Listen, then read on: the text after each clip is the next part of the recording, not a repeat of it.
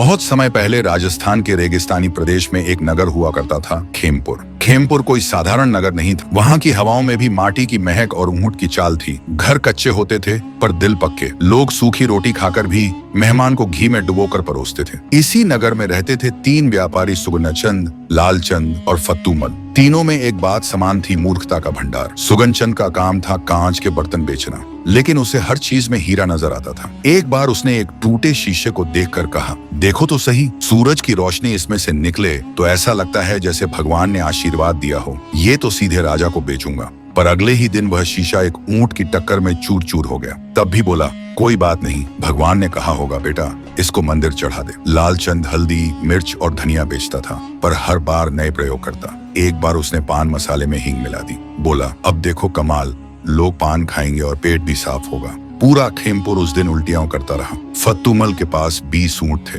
वह हर ऊंट को एक राजा समझता था। एक बार बोला, ऊंट के दांत मोती जैसे होते हैं, ऐसे तो हार बनवा दूं। एक पंडित बोला, भाई ये ऊंट हैं, कोई देवी नहीं। खेमपुर में लोगों का कहना था, अगर मूर्खता का कोई पुरस्कार होता तो इन तीनों को साल में 3 बार मिल जाता। बच्चे, बूढ़े, औरतें सब इनकी कहानियां सुन सुनकर हंसते थे। एक दिन नगर में एक चालाक, धोखेबाज व्यापारी आया, धूर्तीलाल। वह बोला, मैं तुम्हें सोने का व्यापार सिखाऊंगा, बस मेरे साथ दूर जंगल तक चलो। तीनों मूर्ख बहुत खुश हुए। सुगनचंद बोला, मुझे सोने का व्यापार बहुत पसंद है, सोने जैसा कांच मेरे पास बहुत है। लालचंद बोला, मैं हल्दी से सोना बना लूंगा। फत्तूमल बोला, मेरा ऊंट तो सोने के बोझ को भी हल्का समझता है। और तीनों चल पड़े, अपनी मूर्खता का खजाना साथ लिए। तीनों व्यापारियों ने ऊंटों पर अपने माल लादा। सुगनचंद ने शीशे, लालचंद ने मसाले और फत्तूमल ने ऊंटों पर ऊंट की तस्वीरें। लोग हंसते रहे, पर तीनों का जोश कम न हुआ। वे बोले, हम लौटकर खेमपुर को सोने से ढक देंगे। जैसे ही खेमपुर के तीनों व्यापारी सुगनचंद, लालचंद और फत्तूमल ऊंटों पर अपना अपना माल लाद कर नगर के बाहर निकले, पीछे से बाजा बजने लगा।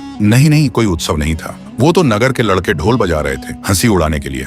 अरे देखो, तीनों मूर्ख यात्रा पर निकले हैं, अब शायद जंगल में जाकर सूरज को नमक बेचेंगे। तीनों ने उनकी बात अनसुनी की और बोले, हम अब साधारण व्यापारी नहीं, अब हम सोने के सौदागर कहलाएंगे। पहला पड़ाव एक पुराने पीपल के पेड़ के नीचे पड़ा। वहाँ धूर्तीलाल पहले से ही बैठा था। बड़ी चालाकी से उसने तीनों को देखकर एक लंबा सा अंगड़ाई ली और बोला, अरे आ गए मेरे 3 धनवीर, अब मैं तुम्हें उस रहस्य तक ले चलूंगा जहाँ हर पत्थर सोना बनता है। तीनों के मुंह खुले के खुले रह गए। धूर्तीलाल बोला, पर एक शर्त है, आप तीनों को अपनी सबसे अनमोल चीज मुझे देनी होगी, ताकि आपके मन का मोह हटे। सुगनचंद ने अपनी टूटी हुई शीशे की थाली, लालचंद ने हींग मिली मिर्च पोट ली और फत्तूमल ने अपने ऊंट की नाक की नथ उतार कर दे दी। धूर्तीलाल हंसते हंसते गिर पड़ा। वाह रे मूर्खों, यही है तुम्हारा सबसे अनमोल। जब वे गहराई में पहुंचे तो वहां दलदल फैला हुआ था। धूर्तीलाल बोला, यह दलदल नहीं, यह सोने की परीक्षा है। जो पार करेगा वही असली व्यापारी कहलाएगा। तीनों ने बिना सोचे समझे कदम बढ़ा दिया। सुगनचंद का ऊंट कीचड़ में फिसला, लालचंद की मिर्ची गीली हो गई और सबकी आंखों में झोंक गई, और फत्तूमल को लगा कि दलदल में सोना है तो वह नीचे उतर गया, मुंह तक। लेकिन तभी एक कड़कती आवाज आई, रुको।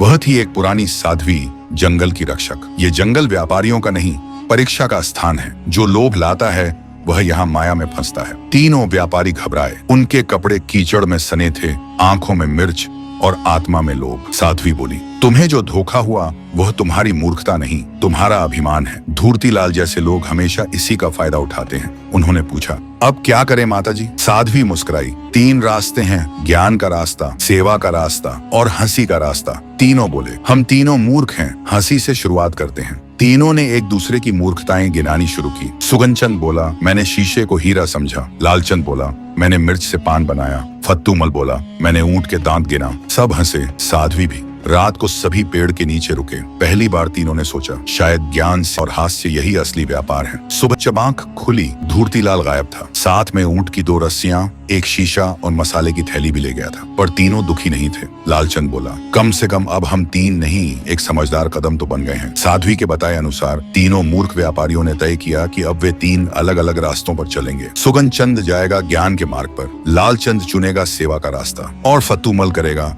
हंसी का सौदा। जैसे ही वे विदा हुए, जंगल की हवा बदल गई। अब वे अकेले थे, पर पहली बार सोचते हुए अकेले। सुगन चंद अपने कांच की टूटती चमक को पीछे छोड़ते हुए चल पड़ा पहाड़ी की ओर। वहाँ एक पुरानी पाठशाला थी, मिट्टी की दीवारों वाली, छप्पर की छाया में। वहाँ मिले गुरु भोलानाथ, जिनकी दाढ़ी जमीन छूती थी और आंखों में हजारों पुस्तकों की चमक। गुरु बोले, क्या चाह है बालक? सुगनचंद बोला, ज्ञान चाहिए, पर वह जो सोना बना दे। गुरु मुस्कुराए, सोच बदलने से सोना बनता है, सीखने को तैयार हो? सुगनचंद बोला, हाँ गुरुजी, पर शुरुआत कहाँ से करूं? गुरु ने पहली शिक्षा दी, कांच में देखना सीख, पर समझना कि वह शीशा है, हीरा नहीं। सुगनचंद कई दिनों तक वहाँ रहा। उसने पहली बार गणना सीखी, विनम्रता सीखी, तर्क सीखा। उसने जाना कि व्यापारी केवल सौदे नहीं करता, वह समाज को दिशा देता है। अब वह कांच बेचने वाला नहीं रहा, वह ज्ञान बांटने वाला बना। लालचंद सेवा के लिए एक गांव पहुंचा, नाम था भूलिया खेड़ा। वहां की हालत खराब थी, कुएं सूखे पड़े थे, गायें भूखी थीं, बूढ़े लोग बीमार। लोगों ने पूछा, तू कौन? लालचंद बोला, सेवक हूँ,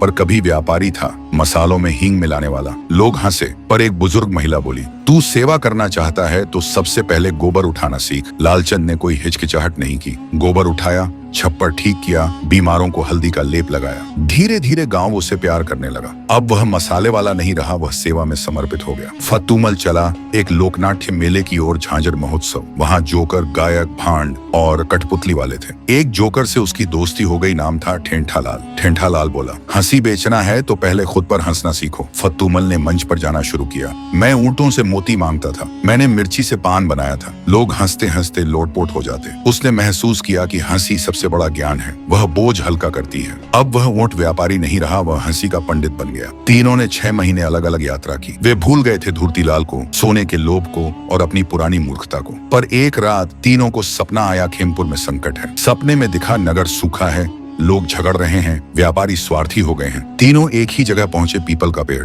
जहां से यात्रा शुरू हुई थी। सुगनचंद के हाथ में पुस्तक थी, लालचंद के हाथ में हल्दी और पानी का पात्र, फतूमल के हाथ में कठपुतली थी। तीनों ने एक दूसरे को देखा और हंस पड़े। फतूमल बोला, अब हम मूर्ख नहीं रहे। लालचंद बोला, अब हम व्यापारी नहीं, समाज सेवक हैं। सुगनचंद बोला, अब हमें खेमपुर चलना होगा, ज्ञान, सेवा और हंसी लेकर। अगर आप लोगों को यह कहानी पसंद आया तो कृपया लाइक, सब्सक्राइब और कमेंट जरूर करें, ताकि हम आपके लिए और बेहतर कहानी लाने